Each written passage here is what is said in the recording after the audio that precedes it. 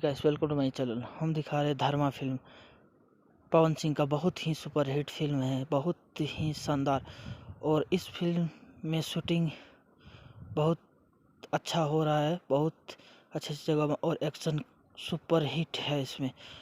और इस फिल्म में जानते हीरोइन कौन, काजल राघवानी इस फिल्म में पवन सिंह के साथ दे रहे हैं।